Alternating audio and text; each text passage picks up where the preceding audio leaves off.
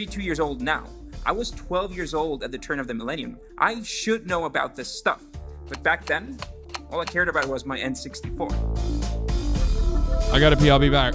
What I know but this about seems the like a great dot-com video. bubble was that it was this massive overhype in the stock market in the 2000s, which led to a massive market crash around that year.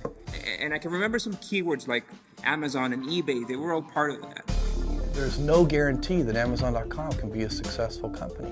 What we're trying to do is very complicated. If it wasn't the year 2000, it must have been related to Y2K, right? You will have to look out for you, your neighbors, and your community. Even the government's best efforts may not be enough. But I don't know. So we're doing this video for my own research and because you guys asked for it.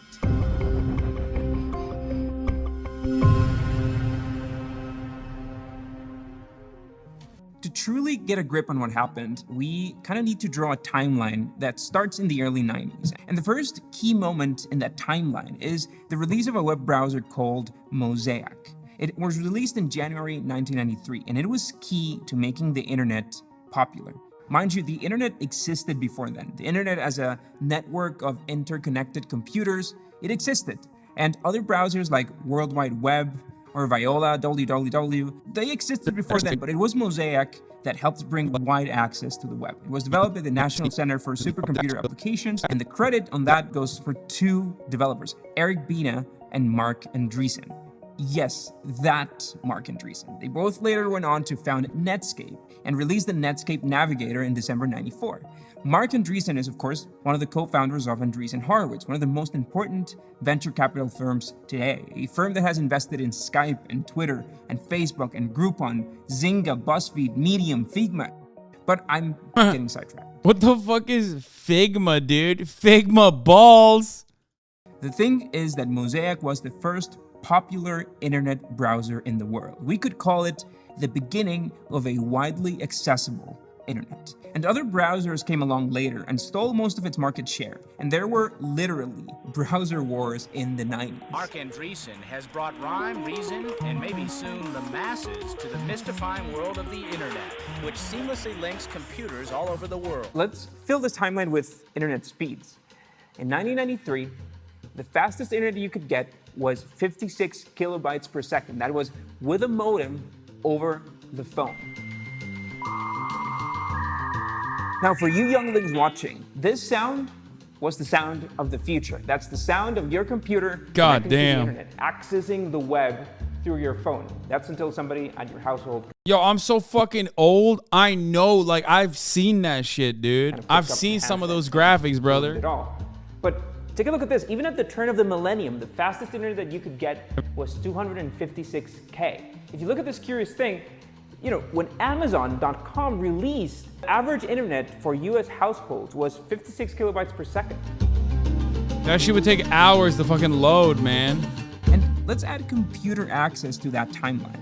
Households in the US with a personal computer went from 8% in 1984 to 36% in 97 to 51%. You know what's fucking pathetic, by the way? 256 kilobytes, dude.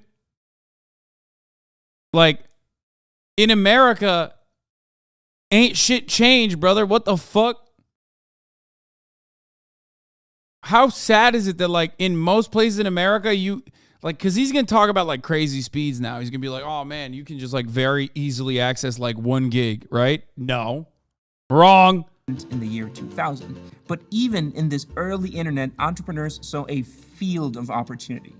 Let's add, for example, the number of websites. From 91 to 95, the number of uploaded websites went from 1 to 23,000 plus, and there were no signs of slowing down. From 95 to 96, it jumped 1,000% to 257,000 websites uploaded. These factors, along with a few others, like the launch of Yahoo, led people to start seeing the internet as this gold mine. To me, it's crazy to think that I was alive for this fundamental transformation in our lifetimes, but I was just worried about other things. The point was that in these 5 years or so, the internet stopped being a world exclusive for geeks in dark, stuffy basements. There was a lot of hype surrounding internet companies. Here's another fundamental episode in this. Remember the 30-second porn clips on XNXX, the original TikTok? Bro, I remember using like some fucking Nokia phone okay, that had internet access for the first time, and it had like color, and trying to look up porn on it with my SIM card that was not unlimited, by the way. There was no such thing as like unlimited data back then, and I tried to fucking like jerk off to titty pics on a fucking screen this big. You know what I mean? How crazy is that shit? Story. In August 95, Netscape went public, and the world was completely blown away. I had a PSP too. That kind of was a game changer, but like we're talking, at that point, we're talking like LimeWire, you know, Ares was another one, FrostWire, like you got peer-to-peer sharing. You know, at that point, you were downloading all kinds of fucking viruses on the family computer to just get one, to fire one off on the fucking PSP in your room. Going public means a company's shares, which were previously owned by the founders and by private investors, can now be traded by the public in the public stock market. Companies define an IPO price. That's the initial public offering price, or the price per share they expect people will pay at that initial offering. And the point was that Netscape went public at $28 per share. By the end of the day, the price per share had almost tripled to $75 and ended up closing at $58. And now let's remember that Netscape was founded by these guys less than 18 months prior to that. Their valuation went from $0 to $2.9 billion in about a year. This insane soar for Netscape suddenly meant that anything and everything with a .com in its name was a golden ticket to millions of dollars. The web promised new fortunes, and like cowboys driving into the new frontier, investors rushed to inject money into these companies. But there was no restraint. These companies needed to grow as fast as possible to have more and more users. So many companies just invested mostly in advertising. It all together with the true power of the internet. It didn't really matter that many of these companies weren't profitable at all. All that mattered was getting bigger and bigger and bigger. In 1999, for example, there were 457 IPOs, and many of them .com companies. And those IPOs were very successful that year. Just to give you a reference, in '96, IPOs yielded an average of 17% in their first day returns. This percentage increased to 58% for non-internet companies in '99. But for .coms, the returns were a stunning 89%. 117 .com companies doubled their price in the first day of trading. In total, from 95 to 2001, 439 .com companies raised $34 billion in capital. This got mixed up with a bunch of other variables. In the late 90s, US's interest rates were at their lowest since the 70s. The government had lowered tax rates on capital gains from 28% to 20%. This meant that investing in bonds, for example, was boring. And if banking was boring, then the bond department at the bank was straight up comatose. On the contrary, investors were now motivated to favor low to no. I mean, dude, this alongside Glass-Steagall, I mean, how could anything go wrong, you know? Burn, baby, burn.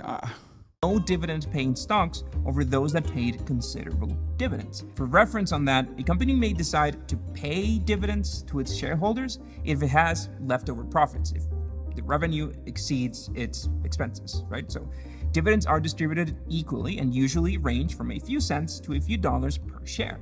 A couple of key headline numbers. Revenue, 89 billion, just under. For investors, however, it was just better tax-wise to invest in stocks that gained a lot of value on paper on the stock market and that didn't necessarily pay dividends. And these .com startups were spending like crazy. Profitability was not on the horizon, and it didn't matter. They just didn't want to turn a profit. They just wanted world domination. And if that sounds strangely...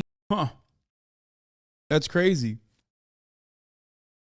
It seems like we learned a lot from the .com bubble, and we learned to just do the exact same thing. It's like monopolizing quickly, being the first to monopolize. familiar is because it is. The last time you put out a note on Tesla, I think all they are this one stop. This is a manifestation of a bubble. But let's get back to the 90s. In the mix of all this, the crazy spending, one person thought differently, and that's Alan Greenspan, who was the chairman of the Federal Reserve back then. He warned that this spending was just too exuberant. But this warning itself is a topic of debate. In retrospect, some experts have said that, yes, Greenspan did warn of this erratic behavior, but did little to correct it. Still, Greenspan's warning reached deaf ears. If you go back then, what you'd see would be an illusion, high hopes, and lots of partying. They don't say let's party like it's 1999 for no reason. And a lot of it was fueled by an endless loop of hype. Hearsay spread like a virus, motivating more and more investors to get into the mix, amateurs and professionals alike. Think of it as a toxic positivity that would vastly damage the economy. And once again, this sounds too familiar. It wasn't all speculation, though. Companies like Amazon and eBay were born in the 90s, and they not only showed promise, but were successful business models. The detail here is that there was only room in the world and in the economy for one Amazon and one eBay. The reality was that most .coms weren't meant for success. And some examples, just for research sake, and just to give you an idea, there's this company called bubblu.com, who was an online clothing retailer that ended up spending $188 million in 6 months. And there was this company called Pixelon, that's a streaming video startup that hosted a $16 million .com party in October '99 that had bands like Kiss, Sugar Ray, and a reunion of The Who. And you're probably too young to understand who The Who is. Get it? Anyway, the point was that there was inevitable FOMO involved in all of this. Such a return was just too much to pass up, but at the same time, it became the perfect storm. And by now, it's just about to blow. Have technology, globalization, and free trade come together to create a truly new economy. We hope that the roaring 90s will stretch on after the ball drops. And when you look past the hype at the end of it all, a company must generate cash and produce a profit eventually. It's that simple. But when you're high, it's just hard to see that reality. These companies... I want to ask about the Glass-Steagall Act, or repealing Glass-Steagall Act, which is pretty basic. It's not out of my element. The easiest thing you can understand is, here, I'll tell you like this. Bank of America. Now, Bank of America Merrill Lynch.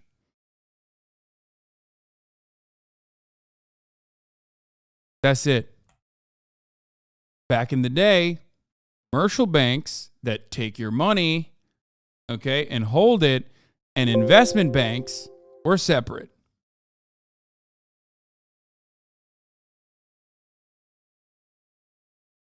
That's no longer the case in the world that you live in. That's it.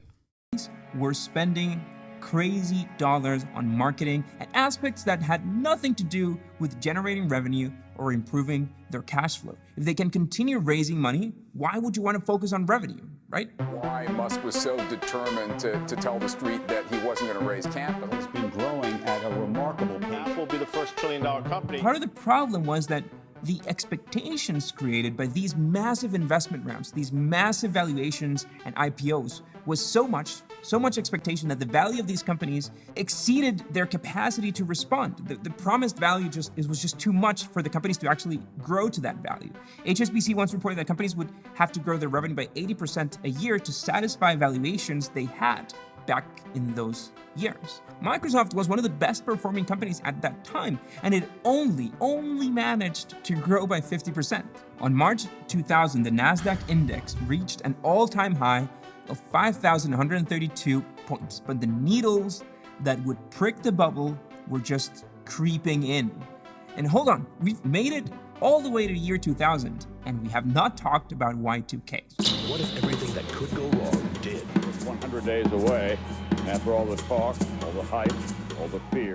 You children of the millennium, you probably won't get why there was so much desperation and craziness around Y2K, because the theoretical problem was that computers in the past century often counted years with just 2 digits, 88, 95.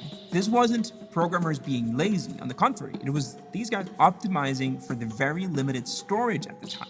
Any additional bit required to store a full year was very expensive. So when the computer clocked changed in the millennia, it would go to 0, 0.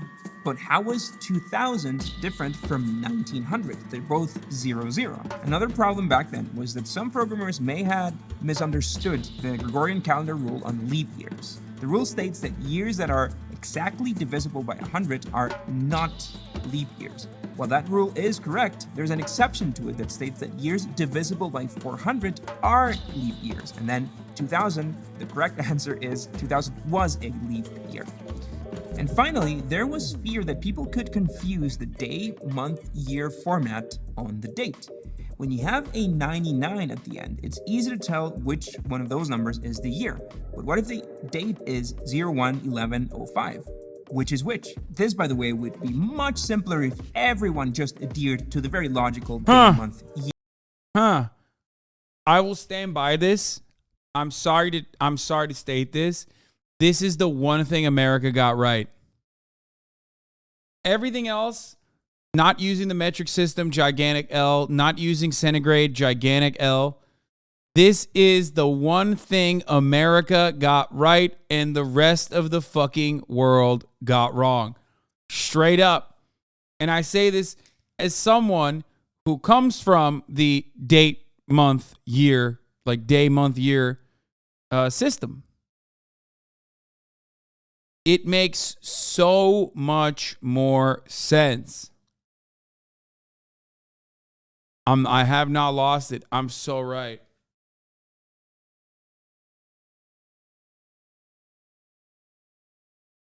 Year rather than just mixing them up pointlessly. But anyway, there was fear. There was widespread fear that the world would.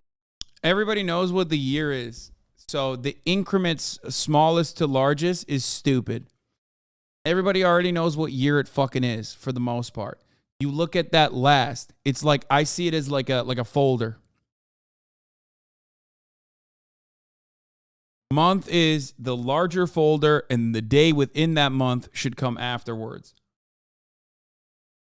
That's how I think about it. Straight up. It's the one thing that America got right. It doesn't make sense, but it makes sense in my brain. And I say that as someone who quite literally started with day, month, year. I think what month it is needs to come before the day. Straight up.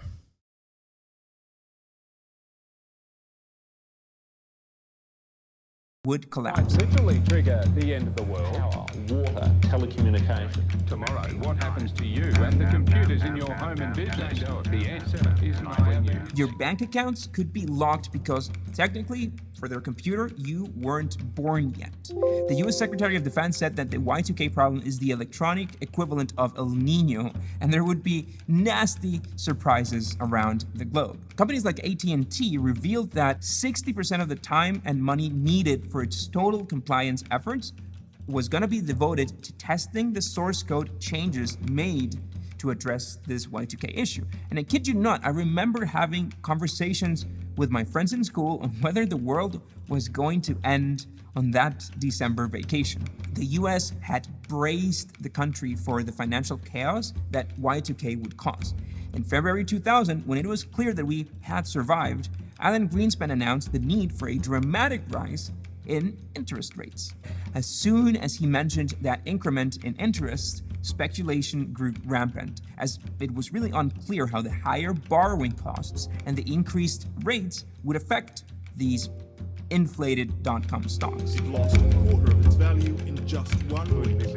Some have lost up to half their value already. And then came another big hit. Just 3 days after the Nasdaq had hit an all-time high, Japan announced that it had entered into a recession. From October to December of '99, the Asian country had seen the third largest quarterly decline since World War II.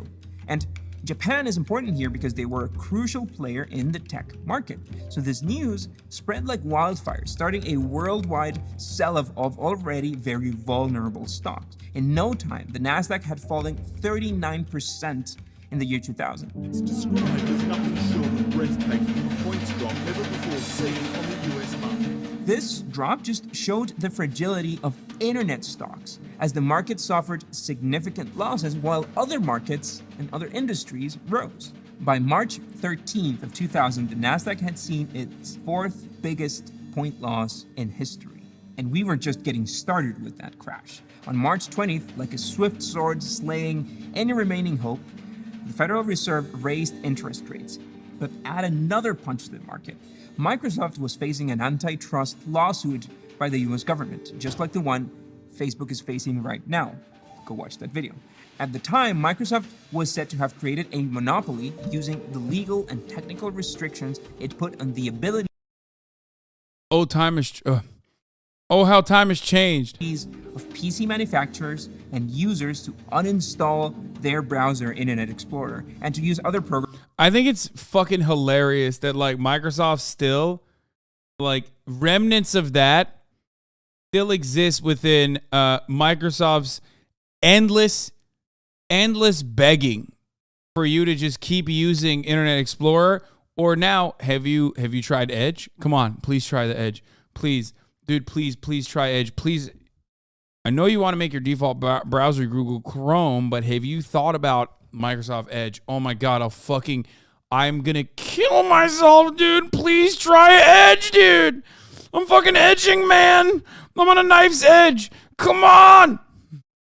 Programs such as Netscape and Java. In a sense, this is the end of an era. A failed early settlement of the case hit Microsoft with 15% in losses and an 8% drop in the Nasdaq. And it was then and only then that investors, analysts, and experts all raised flags. To them, it was finally time to look at the numbers. But it was just too late. There simply was no more money. All the hype was gone. All those promises of overnight millionaires disappeared when hit after hit reminded the world that a bubble might be a perfect sphere, but can also burst very easily. The stock market plummeted, triggering frantic selling. The year 2000 turned into a roller coaster. Tech companies were failing and failing fast. By November of that year, they had lost $1.75 trillion in value. In that year alone, 22,000 people had lost their jobs in the dot-com world. All those overvalued dot-com companies lost 75% of their value in a matter of months. The company announced today it's laying off 518 people. Unfortunately, 2001 was not a kind year. Several major accounting scandals like Enron only helped in worsening the crisis. By October 2002, Nasdaq had lost 78% of its peak value and returned to 1,114 points, which were 1995 levels. 5 years of hype, speculation, advertising, and dreams just disappeared in 14 months. And the consequences are still present, for better or for worse. The dot-com bubble dried up into a desert. The species that relied on outside money was dying, starved on their food. Investors became more cautious, and many promising companies just ceased to exist. It's a question now being debated in classrooms, in boardrooms, and here on Wall Street. But some survived, of course, with names that you might remember, like Microsoft and Google and Amazon and Apple. In fact, those that survived saw that in these harsh conditions, they had an advantage. Real estate was cheap, labor was plenty, and even less expensive than before, and the competition suddenly became limited. George Bush saw all this and was like, yeah, I'm going to have to do a 9/11 now.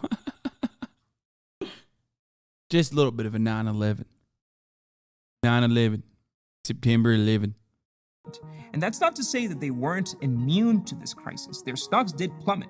Amazon, for example, went from $107 to $7. Apple went from $5 to under $1. And some might say that they survived the crisis so they could be examples, and they are. First of all, they had a solid business model, and they had brilliant people at the helm. We're not saying others were dumb, by the way, but focusing on these companies doesn't answer questions such as what happened and who was. You mean 11/9? Oh, yeah. Oh, sorry. Yeah. Classic. I'm sorry. How could I have forgotten? 11/9. Oh, wait, we don't know. Oh, it's not 11/9. It's 9/11. That's so funny. That's interesting. Was to blame. Analyst Quinn Mills wrote on Harvard Business Review that we shouldn't blame the dot-com companies themselves. In fact, it's the total opposite. To him and to many, the real culprit of this was the capital markets.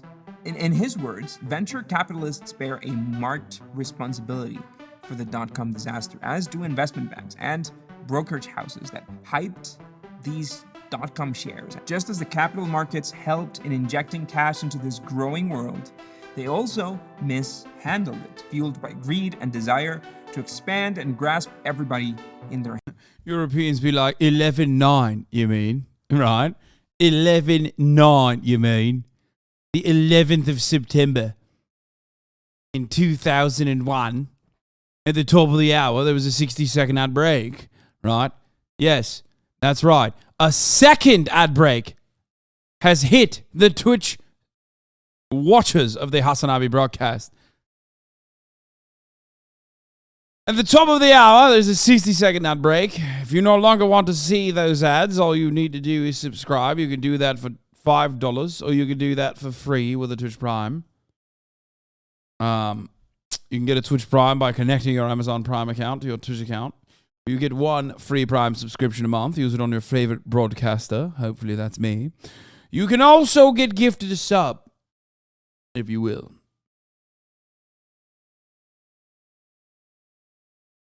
You can also get gifted a sub. Here's the 1-minute ad break now. Very nice. Hands, but they left their business models behind. Quinn reminds us of other culprits too. The powerful and sometimes dangerous alliance between Wall Street and the Federal Reserve created a lot of money, too much money it might seem. Part of it was to prepare for an apocalyptic phenomenon that never really occurred. But the consequences of this crisis were so vast that many wondered if the world would ever hybrid recover effect. from this bubble. It sounds irrational now because we've seen that the tech world has indeed regained all of its strength. And that, of course, brings us to today. Who here had a parachute for 2020? Even with a health crisis, 2020 was the busiest year for IPOs in a very long time. The last time it was this alive, it was 2001. Tulips.com's real estate, we've been there before. So what do you think? Is it just a matter of when until we see another bubble burst? Are you still watching? That's a I wish he made more comparisons. I mean, he just like described the .com bubble. I spoke with President Andrzej Duda of Poland to express my deep condolences for the loss of life in eastern Poland and offer our full support for Poland's investigation of the explosion. We will remain in close touch to determine appropriate. Dude, that is the wettest room, bro. That shit looks so moist in there. Like, I know it's raining outside or whatever.